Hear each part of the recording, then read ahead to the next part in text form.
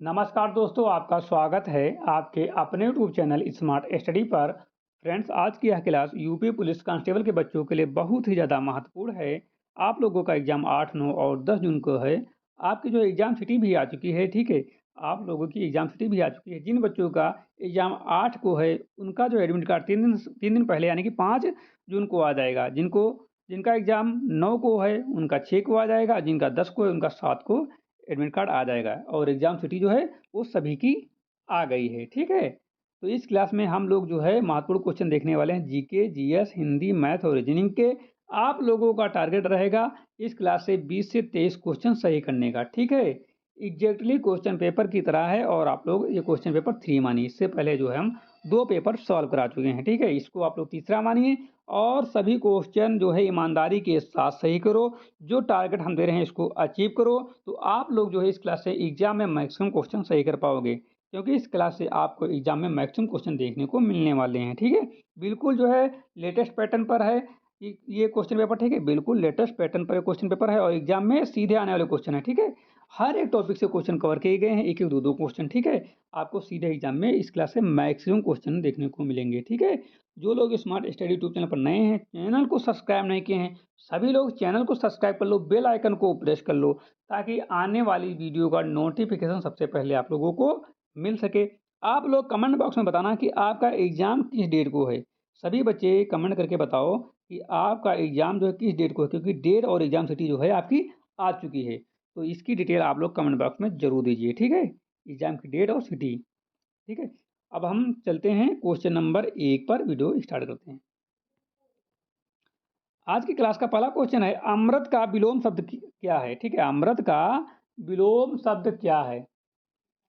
विष है, जल है, दूध है, रस है। तो भैया अमृत का विलोम शब्द विष होगा। क्या होगा? विष होगा। ऑप्शन नंबर ए बिल्कुल सही जवाब है, विष। अमृत का विलोम शब्द विष। अगला क्वेश्चन है 2 नंबर, आंख का तारा मुहावरे का अर्थ है।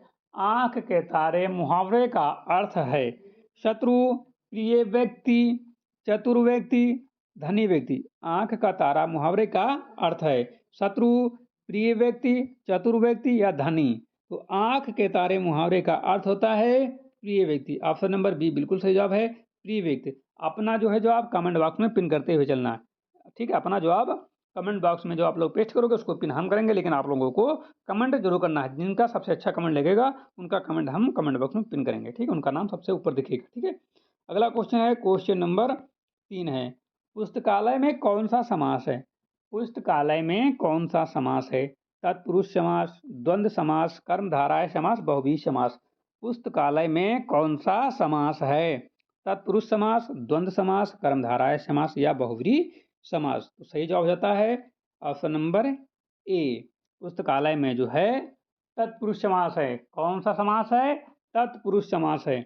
अगला क्वेश्चन है, क्वेश्चन नंबर 4 है, निडर शब्द में उपसर्ग है। निडर शब्द में उपसर्ग क्या है? कमेंट करके इसका जवाब जल्दी से कमेंट बॉक्स में दीजिए। अपना स्कोर शेयर करते रहना। एक क्वेश्चन जो है 2 नंबर का है, एक क्वेश्चन 2 नंबर का है, ठीक है? तो निडर शब्द में उपसर्ग कौन सा है? नी या डर या नी प्लस डर या इनमें से कोई नहीं।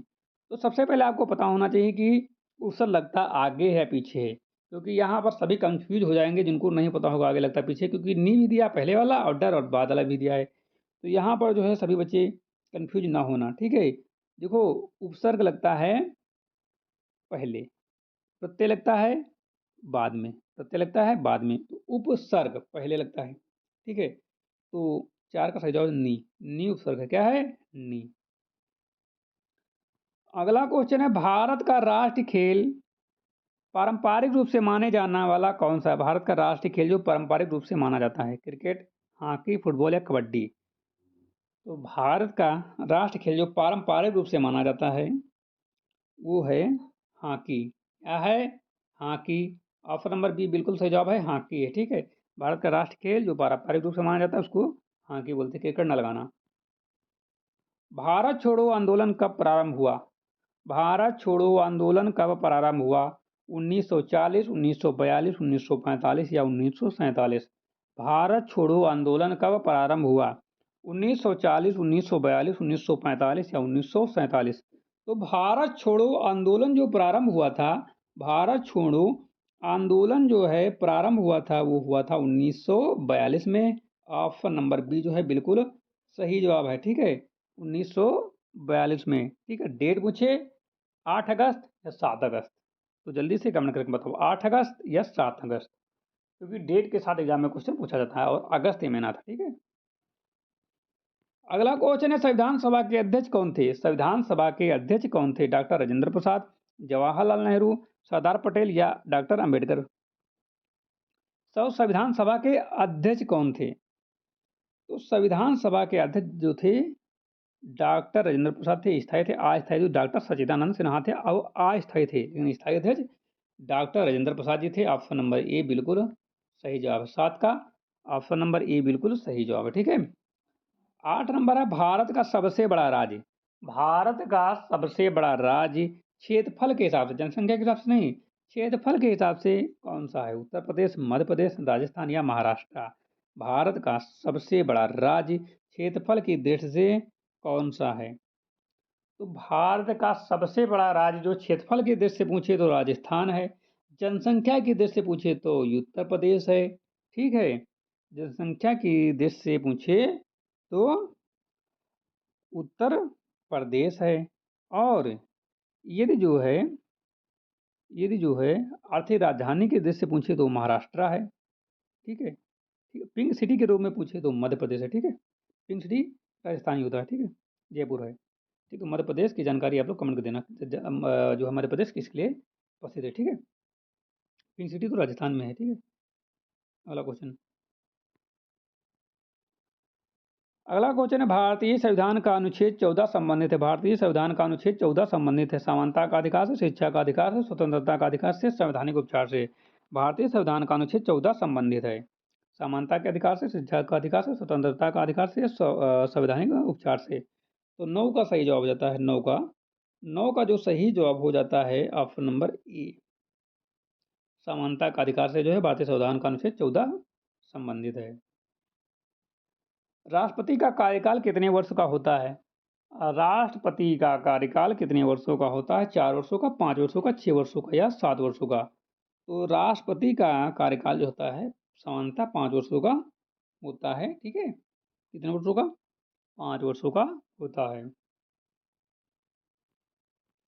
लोकसभा का सदस्य बनने की न्यूनतम आयु, लोकसभा का सदस्य बनने के लिए न्यूनतम आयु क्या होनी चाहिए? 21 वर्ष, 25 वर्ष, 30 वर्ष या 35 वर्ष? तो लोकसभा का सदस्य बनने की न्यूनतम आयु जो होनी चाहिए वो 25 वर्ष होनी चाहिए। कितनी होनी चाहिए? 25, 25 ईयर ओल्ड। ठीक है, 25 ईयर होनी चाहिए। अगला क्वेश्चन है सूर्य के सबसे निकट ग्रह है, सूर्य के सबसे निकट ग्रह कौन सा है? शुक्र है, पृथ्वी है, बुध है या मंगल है? सूर्य के सबसे निकट ग्रह कौन सा है? सूर्य के सबसे निकट ग्रह कौन सा है? तो इसका सही जवाब है बुध है। क्या है? बुध है। ऑप्शन नंबर सी सही जवाब है बुध है। ठीक है, सूर्य के सबसे निकट ग्रह बुध है। रक्त का लाल रंग किसके कारण होता है? रक्त का लाल रंग किसके कारण होता है? हीमोग्लोबिन के कारण, प्लाज्मा के कारण, प्लेटलेट्स के कारण या आरबीसी के कारण? तो रक्त का लाल रंग जो होता है वो हीमोग्लोबिन के कारण होता है। किसके कारण? हीमोग्लोबिन के कारण होता है। ऑप्शन नंबर ए जो है बिल्कुल सही जवाब है, हीमोग्लोबिन। 13 का ए, 13 का ए। ठीक है, अगला क्वेश्चन, विद्युत धारा की इकाई क्या है? विद्युत धारा की इकाई क्या है? वोल्ट है, ओम है, एम्पियर है या वाट? तो विद्युत धारा की इकाई जो है, विद्युत धारा की जो इकाई होती है वो क्या होती है? वो होती है एम्पियर। ठीक है, क्या होती है? एम्पियर होती है। विद्युत धारा की इकाई एम्पियर होती है। ठीक, क्या होती है? एम्पियर। अगले क्वेश्चन चलेंगे, क्वेश्चन नंबर 15। उत्तर प्रदेश का राज्य पक्षी क्या है? उत्तर प्रदेश का राज्य पक्षी क्या होता है? राज्य पक्षी सारस, क्रेन। क्या है? क्रेन है। क्या है? क्रेन। अयोध्या किस नदी के किनारे स्थित है? अयोध्या किस नदी के किनारे स्थित है? गंगा, यमुना, सरयू, गोमती? ये सरयू नदी के किनारे स्थित, किसके? सरयू नदी के किनारे जो है अयोध्या स्थित है। उत्तर प्रदेश में सर्वाधिक जनसंख्या वाला जिला कौन सा है? उत्तर प्रदेश में सर्वाधिक जनसंख्या वाला जिला कौन सा है? महत्वपूर्ण क्वेश्चन है। उत्तर प्रदेश में सर्वाधिक जनसंख्या वाला जिला कौन सा है? कानपुर नगर, आगरा, प्रयागराज या लखनऊ? कानपुर, आगरा, प्रयागराज या लखनऊ? तो 17 का सही जवाब हो जाता है प्रयागराज। प्रयागराज जो है सर्वाधिक जनसंख्या वाला जिला है यूपी में, ठीक है। रैम का पूर्ण रूप क्या होता है? कमेंट करके बताओ, ठीक है। कमेंट करके बताओगे कि हम बता दें? जैसा बताओ, जो बता देते हैं। रैम का फुल फॉर्म होता है रैंडम एक्सेस मेमोरी। क्या होता है? रैंडम एक्सेस मेमोरी, ठीक है। कंप्यूटर में डेटा स्थायी रूप से कहाँ संग्रहित होता है या रहता है, ठीक है। तो कंप्यूटर में डेटा जो है स्थायी रूप से जो संग्रहित रहता है वो रहता है रोम में। इंटरनेट पर जानकारी प्राप्त करने के लिए सामान्यतः किसका उपयोग किया जाता है? इंटरनेट पर जानकारी प्राप्त करने के लिए सामान्यतः किसका उपयोग किया जाता है? तो ये सर्च इंजन का उपयोग किया जाता है। श्रृंखला को पूरी करना है, ठीक है। 3, 6, 12, 24, आगे क्या होगा? तो किसी भी श्रृंखला को ऐसी दी होगी, श्रृंखला आपको दिया हो, कोई भी श्रृंखला आपको दी हो, तो सबसे पहले पैटर्न पहचाना जाता है। इसमें कौन सा पैटर्न लग रहा है उसको पहचानने में दिक्कत नहीं होती है। लेकिन जब तक आप पैटर्न नहीं पहचान पाओगे, आप नहीं कर पाओगे, आप लोग गलत लगा के आ जाओगे। तो सबसे पहले हम क्या करेंगे? पैटर्न पहचानेंगे। देखते हैं पहला मेथड लगा कर बीच का डिफरेंस देखते हैं क्या आ रहा है। 3 आ रहा है, उसके बाद 6 आ रहा है, फिर कितना आ रहा है? 12। अब इसका डिफरेंस देखते हैं, 3 है, 6 है। समझ रहे हो? यदि यहाँ डिफरेंस था 3, 6, 12 और यहाँ 3, 6, यानी कि इसका डबल इसका डबल, तो यहाँ इसका डबल इसका डबल, और तो यहाँ पर हो जाएगा आपका इसका डबल हो जाएगा 12, इसका डबल हो जाएगा 24, तो इसका डबल हो जाएगा 48। समझ आ रहा कुछ? पैटर्न क्या लग रहा है? देखो डिफरेंस यहाँ पर लग रहा है। देखो इन दोनों के बीच का डिफरेंस कितना? 3 के बाद डबल, मतलब डिफरेंस में आगे बढ़ते हुए जा रहा है, डबल होता रहा है। 3 का 6, 6 का 12, 12 का 24, 24 का 48, तो 48 ऊपर पहुंच जाएगा। नीचे देखो, सबसे नीचे से देखो, 3 का 6 हुआ, 6 का 12, डिफरेंस डबल हुआ। उसके ऊपर जाओ, 3 का 6, 6 का 12, 12 का 24, ठीक है। और जो 24 हो गया और 24 का डबल कितना होता है? 48, 48 ऊपर आ जाएगा। ये मेथड एक एक हो गया, एक मेथड एक हो गया, ये वाला डिफरेंस वाला। तो 48 तो सही है। दूसरा मेथड को लगाएं, दूसरा मेथड को लगाएं, 3 गुणे 2 करो, 6 आएगा, ठीक है। 6 का गुणा 2 से करो, 12 आएगा, ठीक है। 12 का गुणा 2 से करो, 24 आएगा। 24 का गुणा 2 से करो, 48 आएगा। तो ये मेथड आसान लग रहा है, इसमें कुछ करना नहीं है। बस सभी को 2 से गुणा करना है। पहले ले को 2 से, दूसरे ले को 2 से, तीसरे ले को 2 को, चौथे ले को 2 से, और 48 का 48 आ रहा। ऑप्शन में 48 आपको दिया हुआ है, तो ऑप्शन नंबर सी बिल्कुल सही जवाब है। जो मेथड आपको अच्छा लगे, चाहे डिफरेंस वाला चाहे मल्टीप्लाई वाला। और भी मेथड होंगे, और भी मेथड हैं, इसके कनेक्ट बहुत मेथड होते हैं, ठीक है। अगला क्वेश्चन है, कह रहा मंकी को XNLGV लिखा जाए तो टाइगर को क्या लिखा जाएगा, ठीक है। मंकी को ये लिखा जाता है, टाइगर को क्या लिखा जाएगा, ठीक है। तो पैटर्न भी पहचानना होता है, पैटर्न पहचानना होता है, ठीक है। तो ये आसान सा क्वेश्चन है, ठीक है। ये आसान सा क्वेश्चन है, और पैटर्न पहचान के आप लोग उसको कर लेना, ठीक है। कर लोगे कि नहीं कर पाओगे? ठीक है, कर लोगे कि नहीं कर पाओगे, अच्छा बताओ, कमेंट करके बताओ, कर पाओगे कि नहीं कर पाओगे। आसान सा क्वेश्चन है। अच्छा, ना कर पाना तो कमेंट बताना, उसको जॉब करा देंगे। हम थोड़ा क्लास बड़ी हो रही है ना, इसलिए हम आपको ऐसा बता रहे हैं। इसको आप लोग कर लेना। इसका जवाब क्या होगा? इसका जवाब जो होगा आपका क्या होगा, ठीक है, ये होगा। क्या किया गया इसमें? क्या किया गया है? क्या अपोजिट किया गया है? नहीं किया गया अपोजिट। आप लोग इसका जवाब कमेंट करके बताओगे, उसके बाद इसका हम सॉल्व कराएंगे सोल्यूशन, ठीक है। आसान कर लोगे, पैटर्न आपको पता होगा, कोडिंग डिकोडिंग का, ठीक है।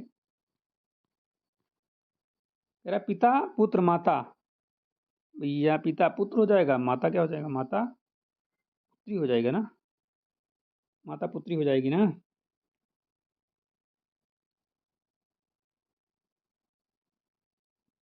पिता का पुत्र से संबंध है, ठीक है। तो माता का संबंध, माता का संबंध पुत्री, ठीक है।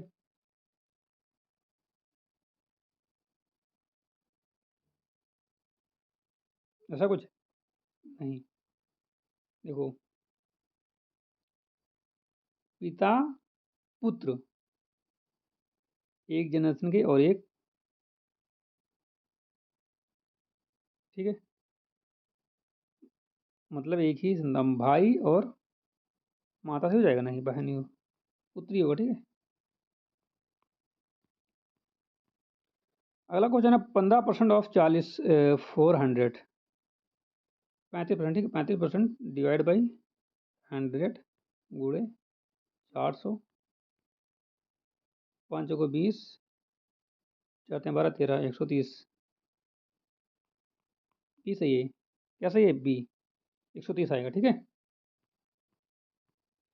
एक वस्तु 800 में खरीद कर, एक वस्तु जो है 800 में खरीद कर 920 में बेची गई, लाभ का प्रतिशत बताओ। कह रहा है एक वस्तु है 800 में खरीद कर, 800 में खरीद कर 900 में बेची गई, तो लाभ का प्रतिशत बताओ। तो आसान सा है, देखो 800 में प्रॉफिट कितने का मिला, कितने का मिला, 120 का, ठीक है, बस। 4 दूना 8, 4 3 12, 15% मिला, बी सही है, 15%, ठीक है, क्या है बी, कितना मिला, 15%। भैया 800 पर जो है 120 का लाभ मिल रहा है, तो परसेंटेज निकालना है, 100 से गुणा कर दो, बस।